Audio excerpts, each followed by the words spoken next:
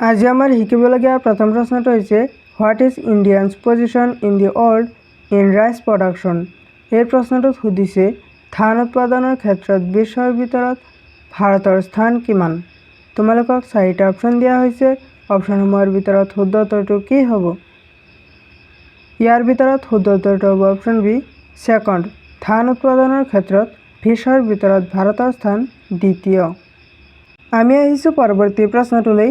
Which country has the most weapons in the world. এই প্ৰশ্নটোত সুধিছে বিশ্বৰ কোনখন দেশত সৰ্বাধিক অস্ত্ৰ শস্ত্ৰ আছে। ইয়াৰ ভিতৰত শুদ্ধ উত্তৰটো হ'ব অপশ্যন ডি আমেৰিকা। বিশ্বৰ ভিতৰত আমেৰিকা দেশত সৰ্বাধিক অস্ত্ৰ শস্ত্ৰ আছে। আমি আহিছোঁ পৰৱৰ্তী প্ৰশ্নটোলৈ।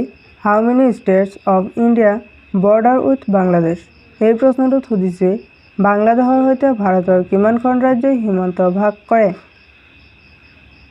ইয়াৰ ভিতৰত শুদ্ধ উত্তৰটো হ'ব অপশ্যন এ 5 ষ্টেটছ। বাংলাদেশৰ সৈতে ভাৰতৰ 5খন ৰাজ্যই সীমান্ত ভাগ কৰে। আমি আহিছোঁ পৰৱৰ্তী প্ৰশ্নটোলৈ। Oscar award is related to which field. এই প্ৰশ্নটোত সুধিছে অস্কাৰ বঁটা কোনটো ক্ষেত্ৰৰ লগত জড়িত। ইয়াৰ ভিতৰত শুদ্ধ উত্তৰটো হ'ব অপশ্যন চি চিনেমা। অস্কাৰ বঁটা চিনেমাৰ লগত জড়িত। আমি আহিছোঁ পৰৱৰ্তী প্ৰশ্নটোলৈ। Which gas is filled inside the electric bulb. এই প্ৰশ্নটোত সুধিছে বৈদ্যুতিক বাল্বৰ ভিতৰত কোনটো গেছ ভৰোৱা হয়। তোমালোকক 4টা অপশ্যন দিয়া হৈছে। অপশ্যনসমূহৰ ভিতৰত শুদ্ধ উত্তৰটো কি হ'ব? ইয়াৰ ভিতৰত শুদ্ধ উত্তৰটো হ'ব অপশ্যন ডি অৰ্গেন গেছ। বৈদ্যুতিক বাল্বৰ ভিতৰত অৰ্গেন গেছ ভৰোৱা হয়। আমি আহিছোঁ পৰৱৰ্তী প্ৰশ্নটোলৈ। Which is the world's largest e-commerce company. এই প্ৰশ্নটোত সুধিছে বিশ্বৰ সৰ্ববৃহৎ ই-কমাৰ্চ কোম্পানী কোনটো। তোমালোকক 4টা অপশ্যন দিয়া হৈছে। অপশ্যনসমূহৰ ভিতৰত শুদ্ধ উত্তৰটো কি হ'ব? ইয়াৰ ভিতৰত শুদ্ধ উত্তৰটো হ'ব option A Amazon.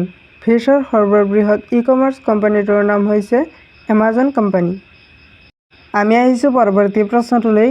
Who among the following was the author of Ramayana. এই প্ৰশ্নটোত সুধিছে তলৰসকলৰ ভিতৰত কোন আছিল ৰামায়ণৰ ৰচক। ইয়াৰ ভিতৰত শুদ্ধ উত্তৰটো হ'ব অপশ্যন বি ভাল্মীকি। ৰামায়ণৰ ৰচকজনৰ নাম হৈছে ভাল্মীকি। আমি আহিছোঁ পৰৱৰ্তী প্ৰশ্নটোলৈ। Which city is called the city of lakes. এই প্ৰশ্নটোত সুধিছে কোনখন চহৰক হ্ৰদৰ নগৰ বুলি কোৱা হয়।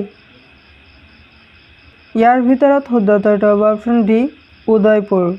উদয়পুৰ চহৰক হ্ৰদৰ নগৰ বুলি কোৱা হয়। আমি আহিছোঁ পৰৱৰ্তী প্ৰশ্নটোলৈ। On which day is teachers day celebrated. এই প্ৰশ্নটোত সুধিছে কোনটো দিনত শিক্ষক দিৱস পালন কৰা হয়। তোমালোকক 4টা অপশ্যন দিয়া হৈছে। অপশ্যনসমূহৰ ভিতৰত শুদ্ধ উত্তৰটো কি হ'ব? ইয়াৰ ভিতৰত শুদ্ধ উত্তৰটো হ'ব অপশ্যন বি 5 ছেপ্টেম্বৰ। 5 ছেপ্টেম্বৰ দিনত শিক্ষক দিৱস পালন কৰা হয়। আমি আহিছোঁ পৰৱৰ্তী প্ৰশ্নটোলৈ। What is the normal length of a women's sari. এই প্ৰশ্নটোত সুধিছে এগৰাকী মহিলাৰ শাৰীৰ সাধাৰণ দৈৰ্ঘ্য কিমান। তোমালোকক 4টা অপশ্যন দিয়া হৈছে। অপশ্যনসমূহৰ ভিতৰত শুদ্ধ উত্তৰটো কি হ'ব? ইয়াৰ ভিতৰত শুদ্ধ উত্তৰটো হ'ব অপশ্যন চি 5.5 মিটাৰ্ছ। এগৰাকী মহিলাৰ শাৰীৰ সাধাৰণ দৈৰ্ঘ্য 5.5 মিটাৰ্ছ।